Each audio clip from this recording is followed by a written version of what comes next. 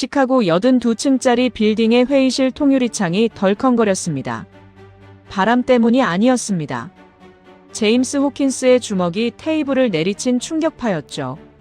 수화기 너머로 들려오는 말이 믿기지 않았습니다. 방금 뭐라고 하셨습니까? 비서관의 목소리는 젖어 있었습니다. 삼성과 SK가 오늘 오전 9시를 기해 미국 전역에 대한 반도체 현물 공급을 전면 중단했습니다. 서버칩 낸드 HBM 전부입니다. 전부라고요. 제임스는 수화기를 귀에서 천천히 떼었습니다. 회의실 창밖으로 미시간 호수가 보였습니다. 그 광대한 수면은 여전히 평온했지만 제임스의 머릿속은 지금 그 호수보다 10배는 더 넓고 깊은 혼란으로 가득 차오르고 있었습니다. 그는 고개를 들어 회의실 벽면에 걸린 액자 하나를 바라봤습니다. 그것은 지난주 그가 직접 고른 사진이었죠. 미국 성조기를 배경으로 반도체 웨이퍼를 높이 치켜든 포즈의 사진. 그 아래에는 이런 문구가 적혀 있었습니다. 반도체 패권 다시 미국으로. 제임스는 그 액자를 바라보며 오래 침묵했습니다. 전화기가 다시 울리기 시작했습니다. 시간을 12일 전으로 돌려보겠습니다. 자랑스러운 대한민국 여러분들의 많은 댓글로 응원 바랍니다. 지구촌 곳곳에 감동 실화를 전합니다. 구독과 좋아요 큰 힘이 됩니다. 감사합니다. 2026년 1월 15일 시카고 메리어트 호텔 그랜드 볼룸. 전국 반도체 산업 서밋이 한창이었습니다. 제임스 호킨스 국가안보보좌관실 선임 국장은 연단에 서서 넥타이를 느슨하게 풀었습니다. 그는 연설을 시작하기 전 항상 그렇게 했습니다. 자신감의 몸짓이자 청중에게 보내는 일종의 신호였죠. 나는 대본을 읽는 게 아니라 진심을 말하는 사람이라는. 그의 첫마디는 짧고 단호했습니다. 우리가 너무 오래 엉뚱한 곳을 쳐다봤습니다. 홀을 가득 채운 기업인들이 술렁였습니다. 그는 양복 안주머니에서 접힌 종이를 꺼내 펼쳤습니다. 지난 20년간 미국이 한국 2개 기업에 지급한 반도체 구매 대금이 얼마인지 아십니까? 잠시 뜸을 들였습니다. 4,200조 원입니다. 좌중이 조용해졌습니다. 그 돈이면 우리가 달에 공장을 12개 지을 수 있었습니다. 하지만 우리는 그 돈을 고작 2개의 외국 기업에게 헌납하면서 그들이 만들어주는 칩을 받아서 썼습니다. 이제 그 구조를 끊겠습니다. 박수 소리가 나오기 시작했습니다. 관세 200%를 부과하고 미국산 반도체에 대한 전폭적 보조금 지원을 통해 우리 스스로 공급망을 구축합니다. 박수 소리가 커졌습니다. 제임스는 미소를 지었습니다. 그 미소 뒤로 한 가지 생각이 스쳐 지나갔지만 그는 그것을 빠르게 눌러버렸습니다. 볼룸 맨 뒷줄 끝자리에 한 여성이 앉아 있었습니다. 레이첼 강 한국계 미국인 반도체 산업 분석가였습니다. 그녀는 박수를 치지 않았습니다. 박수를 치는 대신 손에 쥔 펜으로 노트에 무언가를 적고 있었습니다. 단 한 줄이었습니다. 저 사람은 아직 한 번도 평택에 가본 적이 없다. 연설이 끝난 뒤 제임스는 복도에서 레이첼과 마주쳤습니다. 그녀가 먼저 말을 걸었습니다. 국장님, 저 한 가지만 여쭤봐도 될까요? 제임스는 행사장을 빠져나가면서 고개를 돌렸습니다. 네, 짧게. 관세를 때렸을 때 한국이 어떻게 반응할 거라고 예상하시나요? 제임스는 잠깐 걸음을 멈췄습니다. 그러다 다시 걸었습니다. 수출로 먹고 사는 나라가 세계 최대 시장을 잃으면 어떻게 하겠어요? 고개를 숙이겠죠.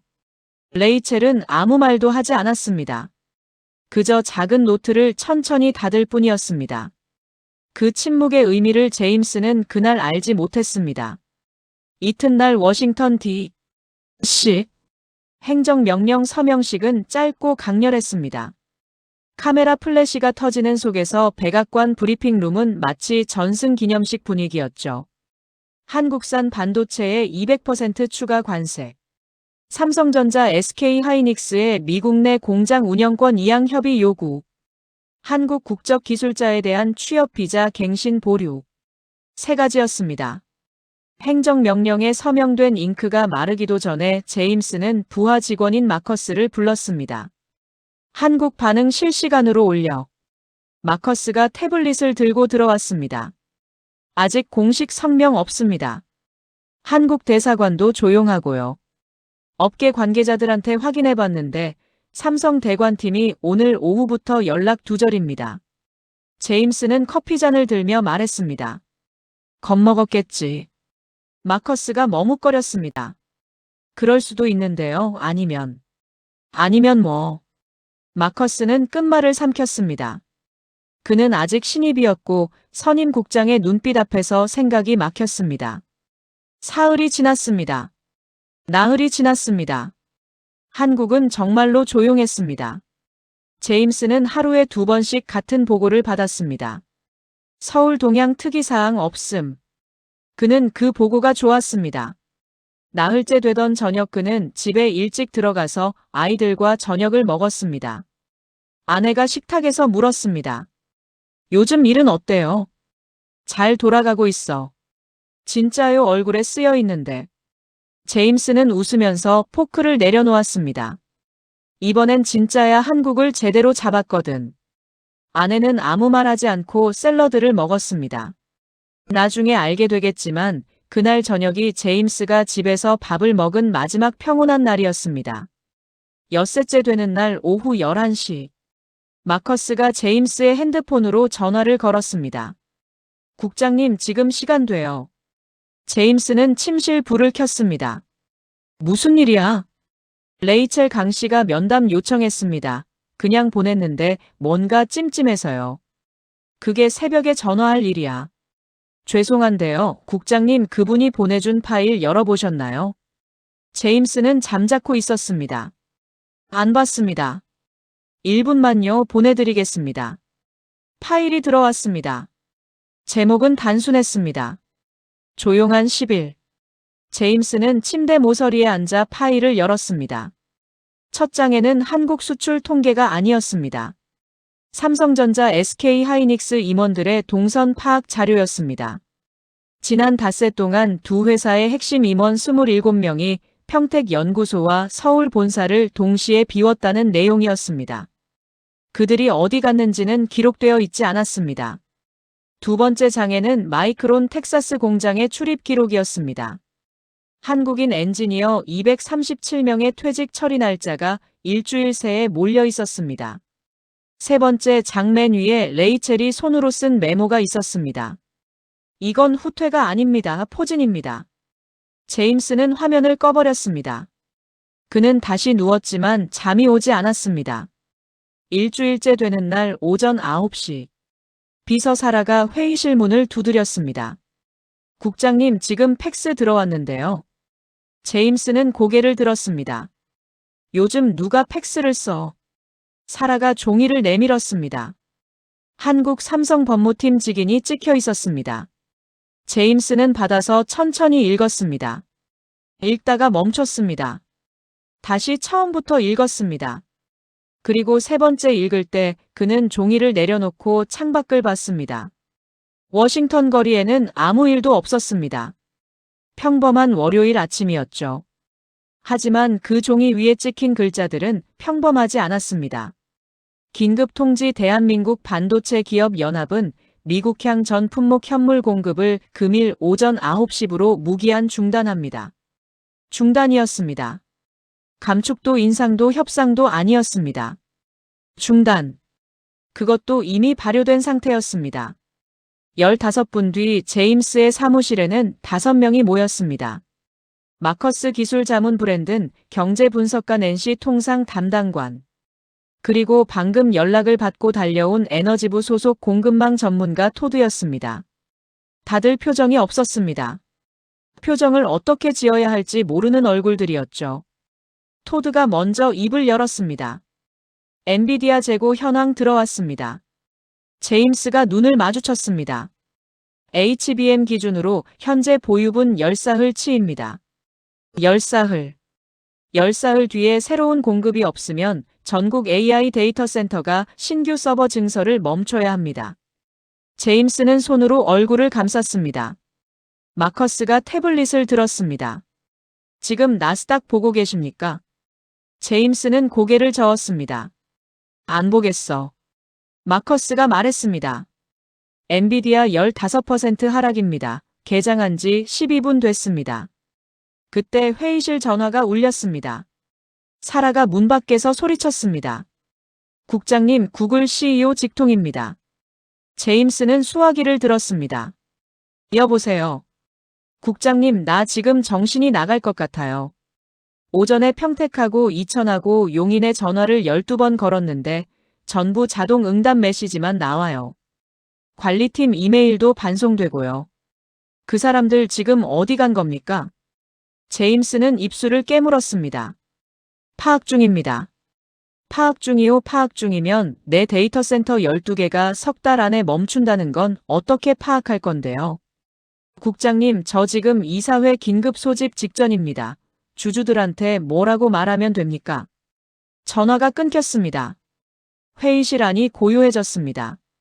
그 고요함은 평화로운 침묵이 아니었습니다. 폭풍 전야에 정지된 공기였죠. 브랜든이 조심스럽게 입을 열었습니다. 국장님, 대체제 현황 정리해드릴까요? 그래. 마이크론 뉴욕 공장 현재 HBM 생산 라인 가동률 36%입니다. 올릴 수 있지 않아. 인력이 없습니다. 한국 엔지니어들이 지난주에 대거 귀국했고 남은 미국인 엔지니어들로는 현재 수율이 계속 저하되고 있습니다. 얼마나? 어제 수율 보고서가 들어왔습니다. 낸시가 파일을 열었습니다.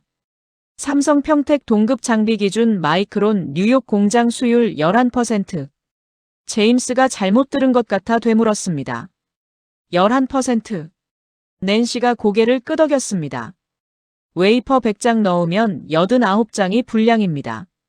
사무실에서 아무도 말하지 않았습니다. 제임스는 자리에서 일어나 창가에 섰습니다. 그는 워싱턴 D.C. 스카이라인을 바라보며 일주일 전 자신의 확신을 떠올렸습니다. 수출로 먹고 사는 나라가 세계 최대 시장을 잃으면 어떻게 하겠어요? 고개를 숙이겠죠. 그 말을 했을 때 자신은 얼마나 당연하게 그렇게 믿었던가. 마커스가 조심스럽게 다가왔습니다. 국장님, 한 가지 더 보고 드릴 게 있습니다. 제임스는 고개를 돌렸습니다. 텍사스 테일러 공장 말입니다. 삼성이 짓고 있던 그 공장이요. 말해. 마커스가 태블릿 화면을 꺼버렸다가 다시 켰습니다. 지난주 한국인 엔지니어 200명이 비자 갱신 보류 통보를 받은 뒤 전원 귀국했습니다. 그 뒤에 우리 미국인 엔지니어들이 들어갔습니다. 결과가 최종 시범 수율이 들어왔습니다. 제임스는 마커스의 화면을 빼앗아 직접 봤습니다. 8.3%. 수십조 원짜리 공장이 8.3%였습니다. 제임스가 태블릿을 테이블에 내려놓는 소리가 유난히 크게 울렸습니다. 그때였습니다. 방문 너머로 레이첼 강이 들어오고 있었습니다. 허락 없이 들어온 건데 아무도 막지 않았습니다. 사라가 허용했는지 레이첼이 그냥 들어온 건지 나중에 아무도 기억하지 못했죠. 레이첼은 자리에 앉지 않았습니다. 그냥 문 근처에 서서 천천히 말했습니다. 국장님, 저 지난주에 평택 다녀왔습니다. 제임스는 차갑게 응수했습니다. 지금 자랑할 때가 아니에요. 압니다. 그래서 바로 말씀드릴게요. 그녀가 가방에서 두꺼운 파일을 꺼냈습니다. 이게 뭡니까? 한국 반도체 공정 변수 비교 자료입니다. 직접 정리했습니다. 제임스는 파일을 받아들지 않았습니다. 레이첼이 테이블 위에 펼쳤습니다. 제임스는 무심코 눈길이 갔습니다. 그 순간 그는 멈췄습니다. 표 왼편에는 숫자가 있었습니다. 마이크론 뉴욕 공장 공정 변수 세팅 총계 320개. 오른편에는 또 다른 숫자가 있었습니다. 삼성전자 평택 공장 공정 변수 총계. 제임스는 그 숫자를 보다가 화면에서 눈을 뗐습니다. 그리고 다시 봤습니다. 12자리처럼 보였습니다. 레이첼이 말했습니다. 12,480개입니다. 제임스 뒤에서 브랜든이 낮게 중얼거렸습니다. 설마. 마커스는 입을 벌렸다가 다물었습니다. 레이첼의 목소리는 흔들리지 않았습니다. 우리가 온도를 1도 단위로 맞출 때 그들은 0.01도 단위로 쪼갭니다. 우리가 가스를 주입할 때 그들은 그 가스의 흐름, 각도와 웨이퍼 회전 속도와 기계의 미세 진동과 그날 평택의 기압과 습도를 동시에 맞춥니다. 그것도 작업차별로 다르게요. 제임스가 끼어들었습니다. 그게 말이 됩니까? 사람이 12,000개를. 레이첼이 잘라 말했습니다. 한 사람이 하는 게 아닙니다. 30년입니다. 방안이 다시 조용해졌습니다. 레이첼이 파일을 한 장 더 넘겼습니다. 1993년 사진이었습니다. 허름한 컨테이너 실험실 안에 쪼그리고 앉아서 컵라면을 먹고 있는 한국인 엔지니어들. 방진복이 땀에 젖어 있었습니다. 눈은 충혈되어 있었죠. 하지만 그 눈빛이 이상했습니다. 제임스는 사진에서 시선을 떼지 못했습니다. 뒤편 화이트보드에 거칠게 쓰인 문장이 보였습니다. 일본을 넘고 미국을 밟는다. 우리가 멈추면 나라가 멈춘다. 레이첼이 말했습니다. 이 사진 속 인물 중 4명은 나중에 직업병 판정을 받았습니다. 1명은 40이 되기 전에 세상을 떠났습니다. 그들은 이 사진이 찍힐 때 아무도 그들을 챔피언이라고 부르지 않았습니다. 당신들은 그들을 패스트 팔로워라고 불렀죠. 제임스는 입을 열지 못했습니다. 그때 사라가 문을 열었습니다. 국장님, CNN 속보 보고 계세요. 제임스는 회의실 모니터를 켰습니다. 앵커의 목소리는 흥분으로 달아오르고 있었습니다.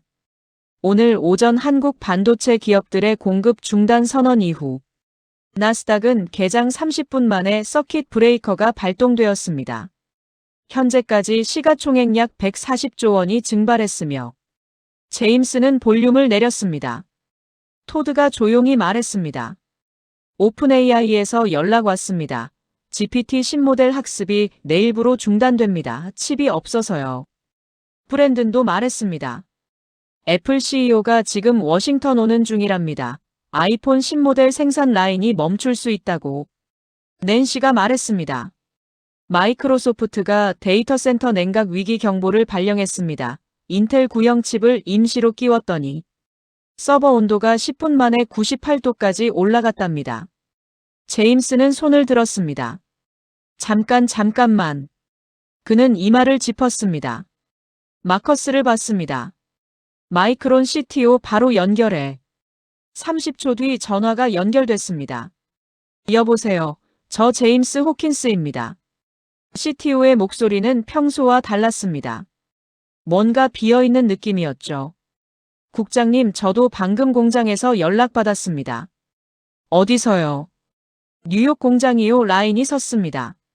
섰다고요? 전력 문제입니까? 전기는 들어옵니다. 장비도 멀쩡하고요. 그러면 왜? 그가 잠시 침묵했습니다. 한국 엔지니어들이 지난주에 나갔지 않습니까? 비자 때문에요. 그게 뭐 어쨌다는 겁니까? 국장님, 우리 미국 엔지니어들이 매뉴얼대로 정확히 따라했습니다. 아무것도 빠뜨리지 않고요. 그런데요. 수율이 안 나옵니다. 그가 긴 숨을 내쉬었습니다. 매뉴얼에 적힌 건 300개 변수입니다. 그들이 통제하던 건 그게 아니었거든요. 전화가 끊겼습니다. 제임스는 수화기를 천천히 내려놓았습니다. 레이첼이 자리에 그대로 서 있었습니다. 뭔가를 말하려는 게 아니라 그저 지켜보고 있었습니다. 제임스는 그녀를 보지 않고 말했습니다. 인텔은? 브랜든이 대답했습니다. 파운드리 재건 보조금으로 건물만 세웠습니다. 패키징 기술이 없습니다. 일본 키옥시아는? 낸시가 대답했습니다. GPU용 칩이 아닙니다. HBM 대체 불가합니다. 대만은? 레이첼이 처음으로 끼어들었습니다. TSMC는 로직 칩을 만드는 곳입니다. 메모리가 없으면 TSMC가 만든 칩은 그냥 정교한 계산기일 뿐입니다. 제임스는 오래 침묵했습니다. 그 침묵을 깨뜨린 건 전화벨이었습니다. 발신자 표시를 보는 순간 제임스의 손이 멈췄습니다. 백악관 상황실이었습니다. 그는 전화를 받기 전에 창밖을 한번 봤습니다. 포토맥 강이 보였습니다. 강은 여전히 흐르고 있었습니다. 아무것도 모르는 것처럼 유유하게. 여보세요. 비서실장이었습니다. 목소리가 낮았습니다. 제임스 지금 상황실로 와. 텍사스 공장 보고서 있지. 들고 와. 뭔 내용으로요? 비서실장이 말했습니다. 삼성 텍사스 공장이 지금 돌아가고 있는지 확인해야 해. 대안이 거기밖에 없거든. 제임스는 마커스를 봤습니다. 마커스는 눈을 내리깔았습니다. 국장님, 텍사스 공장 수율 보고서는 아까 보셨잖아요. 제임스는 전화기를 들고 잠시 멈췄습니다. 실장님. 네. 텍사스 공장이 지금. 그는 끝말을 삼켰습니다. 수율 8.3%입니다. 수화기 너머로 침묵이 흘렀습니다. 그 침묵이 얼마나 무거웠는지 제임스는 그 무게를 어깨로 직접 느낄 수 있었습니다. 5분 뒤 제임스는 차를 타고 백악관으로 향했습니다. 조수석에 마커스가 탔습니다. 뒷좌석에 레이첼이 탔습니다. 그녀는 초대받지 않았습니다. 하지만 아무도 내리라고 하지 않았죠. 차 안에서 레이첼이 말했습니다. 국장님, 지금 특허 현황 보셨습니까? 제임스가 고개를 돌리지 않고 말했습니다. 뭔 특허요? HBM 공정 특허 글로벌 점유율입니다. 마커스가 태블릿을 열었습니다. 삼성 SK 두 기업 합산 점유율 91.4%입니다. 제임스가 반사적으로 말했습니다. 그게 어떻게 가능해? 레이첼이 말했습니다. 30년 동안 가능했습니다. 그녀는 잠시 멈췄다가 말을 이었습니다. 국장님, 마이크론 공장을 강제로 돌리려고 하시면 안 됩니다. 왜요? 그 공장이 한 번 돌아가기 시작하는 순간 1초에 한 번씩 한국 특허를 침해하게 됩니다. 백악관 상황실 안에는 이미 10명이 와 있었습니다. 화면에는 나스닥 지수가 실시간으로 내려가고 있었습니다. 경제보좌관이 제임스를 보며 말했습니다. 대체 어떻게 된 거야? 열이틀 전에 당신이 관세 때리면 그쪽에서 먼저 협상하러 온다고 하지 않았어. 제임스는 대답 없이 자료를 펼쳤습니다. 그때 화면 하나가 바뀌었습니다.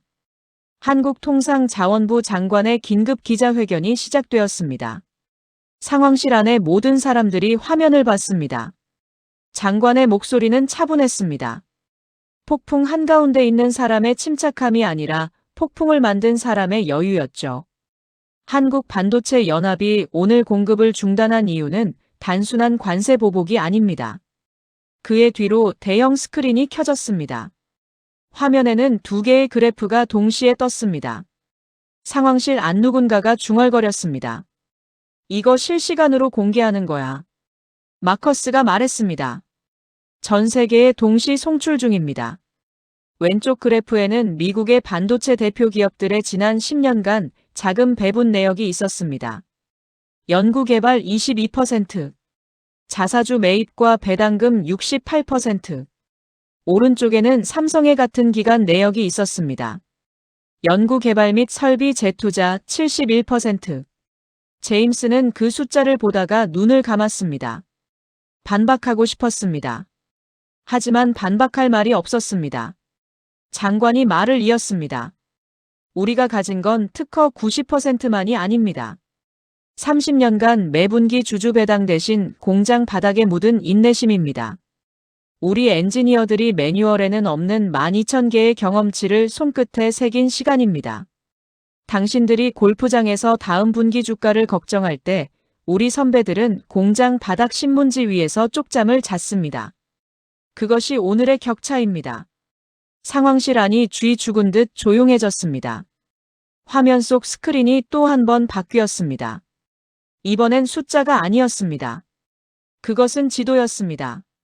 글로벌 HBM 공정 특허 점유율 현황. 지도 위에서 붉은색이 한반도에서 뻗어나가고 있었습니다. 미국은 흰색이었습니다. 유럽도 흰색이었습니다. 일본도 흰색이었습니다. 한국만이 세계 지도를 붉게 물들이고 있었습니다.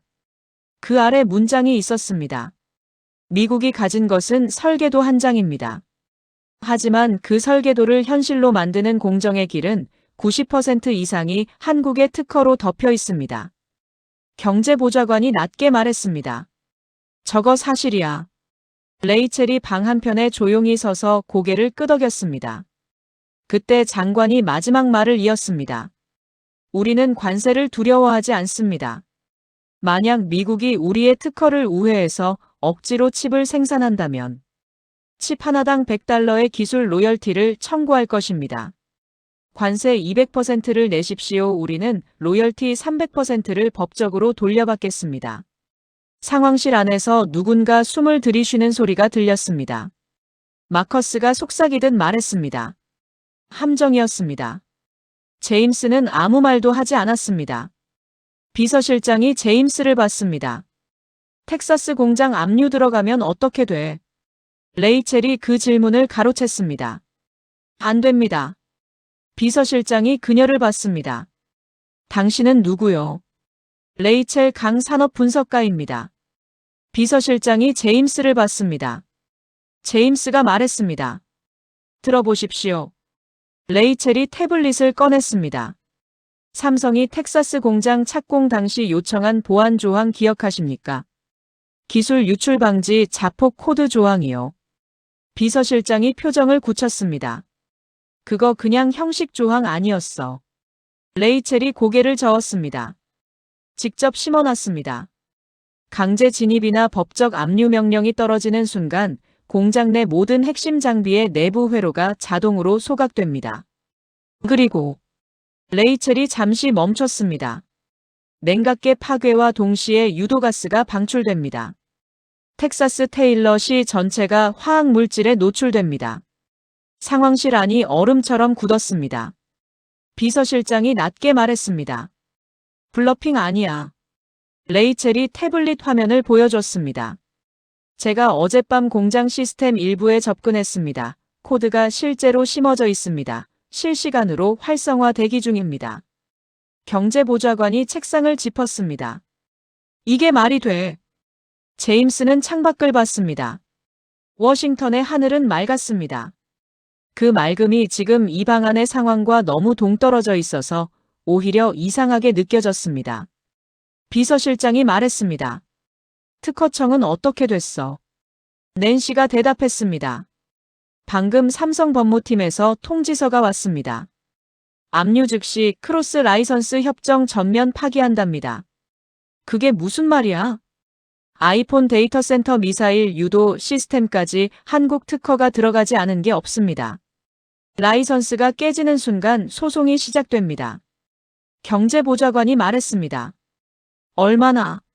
낸시가 화면을 봤습니다. 하루 최대 2조 원 규모의 특허 침해 소송이 가능합니다. 상황실이 완전히 조용해졌습니다. 아무도 말하지 않았습니다. 제임스는 앉아서 테이블 위에 놓인 자기 손을 봤습니다.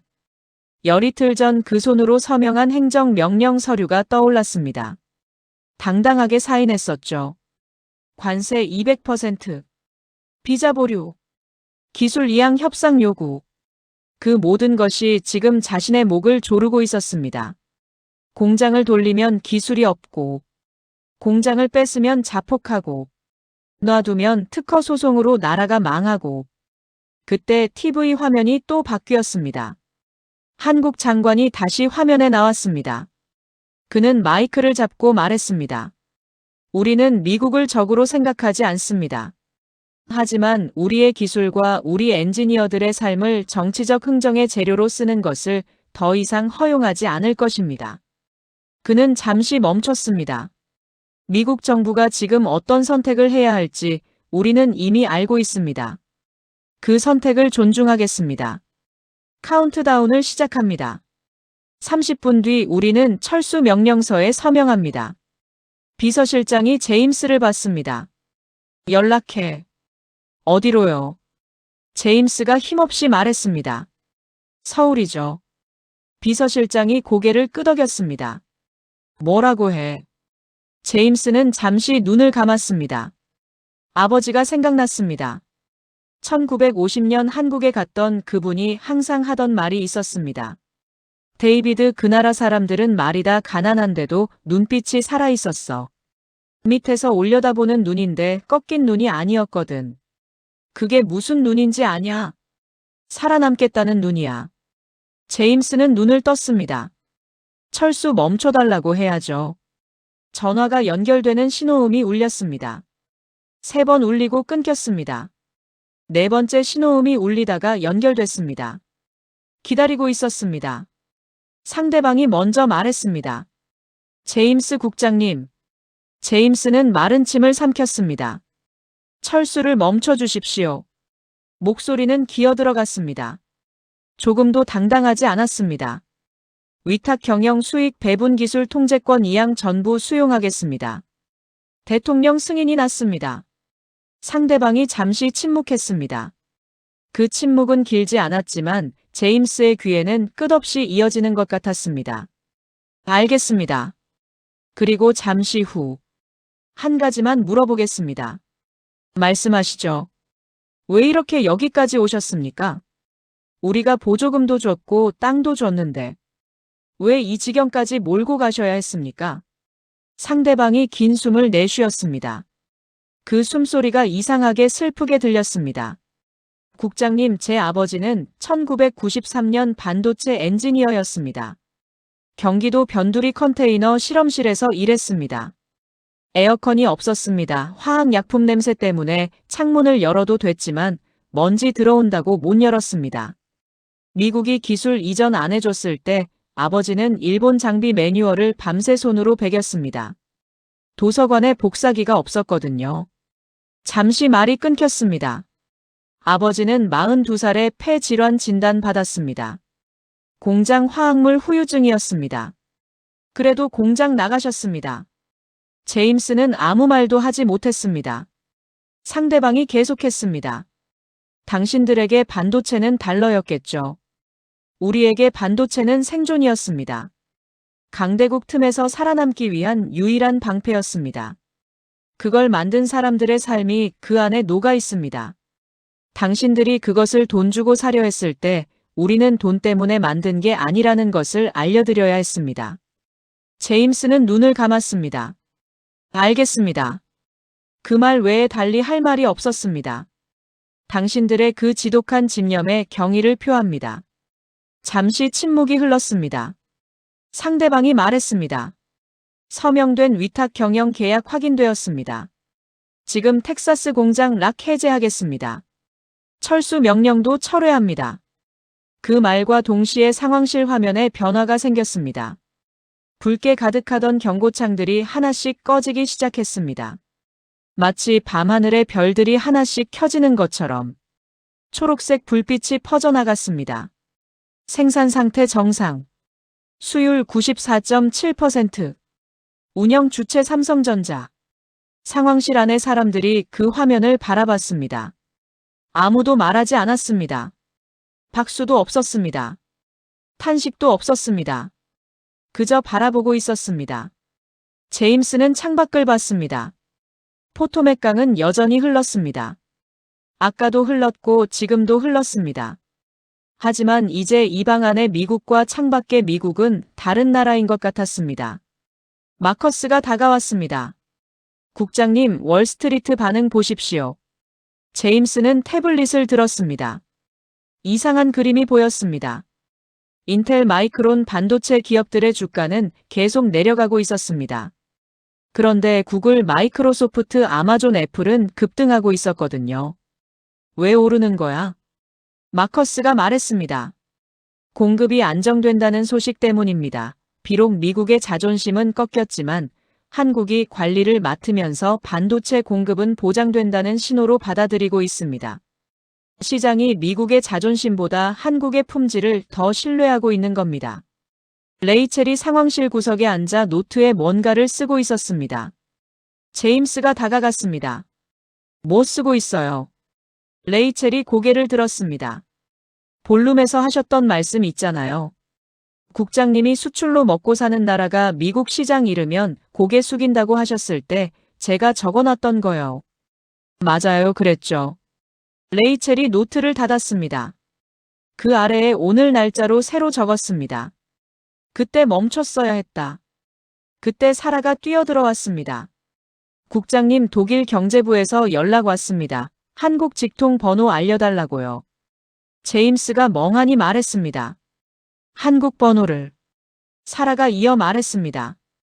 일본 경제산업성도요 키옥시아를 삼성에 매각하고 싶답니다. 미국도 항복한 마당에 버티는 건 의미 없다고요. 영국이랑 프랑스도 연락 왔습니다. 제임스는 손을 들었습니다. 다 한국으로 연결해드려. 비서실장이 그 말을 들었습니다. 우리가 중간 연결도 못하는 거야. 낸시가 조용히 말했습니다. 걔들이 한국을 직접 만나겠다는 건 우리를 건너뛰겠다는 뜻입니다. 이제 글로벌 반도체 외교의 중심이 워싱턴이 아니라는 거죠. TV 화면에서 앵커가 계속 떠들고 있었습니다. 한미 반도체 동맹 격상 공식 발표 삼성 SK 기술 파트너십 심화. 그럴듯한 표현이었습니다. 하지만 제임스는 알고 있었습니다. 그 말의 실제 의미를. 우리가 쥐고 있다고 믿었던 칩이 사실은 우리 손에 없었습니다. 우리가 만들었다고 믿었던 공장이 사실은 우리 손으로 못 돌렸습니다. 우리가 설계한 미래가 사실은 한국 엔지니어 없이 가동되지 않았습니다. 제임스는 상황실을 나섰습니다. 복도를 걸으며 마커스에게 말했습니다. 오늘 보고서 쓸 때 관세 200% 정책 결과 항목에 뭐라고 적을 거야? 마커스가 잠시 생각했습니다. 목표 달성 실패라고 적어야 할 것 같습니다. 제임스가 고개를 저었습니다. 우리가 건드려서는 안 될 것을 건드렸다고 적어. 마커스가 메모했습니다. 차를 타고 돌아오는 길에 제임스는 전화를 한 통 받았습니다. 아버지였습니다. 90살이 넘은 노인이 뉴스를 보셨던 모양이었습니다. 데이비드 봤어 뉴스. 네 아버지 봤습니다. 아버지는 잠시 침묵했습니다. 그리고 말했습니다. 내가 그 나라에서 봤던 눈빛 말이다. 빈틈이 없었어. 아무것도 없는데 눈에 빈틈이 없었어. 그 눈이 결국 이렇게 되는구나. 제임스는 창밖을 봤습니다. 어둠이 내려오고 있었습니다. 네 아버지 그렇게 됐습니다. 그날 저녁 뉴스에는 삼성 특별 전세기가 워싱턴 덜레스 공항에 착륙하는 장면이 나왔습니다. 평택에서 온 엔지니어들이었습니다. 그들은 카메라를 보지 않았습니다. 서로 뭔가를 확인하며 바삐 움직이고 있었습니다. 1시간 뒤면 텍사스로 이동해서 공장 제어권을 직접 인수할 예정이었습니다. 그들의 눈빛은 화면 속에서도 또렷했습니다. 1993년 흑백 사진 속 그 눈빛과 같았습니다. 30년이 지났어도 그 눈빛은 바뀌지 않았던 겁니다. 제임스는 늦은 밤 사무실에 혼자 남았습니다. 책상 위 모니터에는 텍사스 공장 실시간 현황이 떠 있었습니다. 수율 94.7%. 한국 기술로 가동 중. 그는 그 숫자를 오래 바라봤습니다. 일주일 전만 해도 그 숫자를 자국 기업들이 채울 거라고 믿었습니다. 하지만 현실은 달랐습니다. 30년 동안 12,000개의 변수를 손끝에 새긴 사람들의 자리를 한 주 만에 메울 수는 없었습니다. 제임스는 서랍에서 메모지를 꺼냈습니다. 무언가를 쓰기 시작했습니다. 한 줄이었습니다. 기술은 특허가 아니라 사람 안에 있다. 그는 그 메모지를 접어서 양복 안주머니에 넣었습니다. 자정이 넘어 레이첼이 사무실 문을 두드렸습니다. 아직도 계셨어요. 제임스가 말했습니다. 볼룸에서 당신이 물었던 거 기억나요? 한국이 어떻게 반응할 거냐고. 레이첼이 들어오며 말했습니다. 국장님이 고개 숙인다고 하셨죠. 그랬습니다. 그러면서 걸음을 멈추지 않으셨는데요. 제임스가 미소를 지었습니다. 그때 멈췄어야 했는데요. 레이첼이 자리에 앉았습니다. 제임스가 물었습니다. 한국에서 뭘 봤습니까? 평택에서.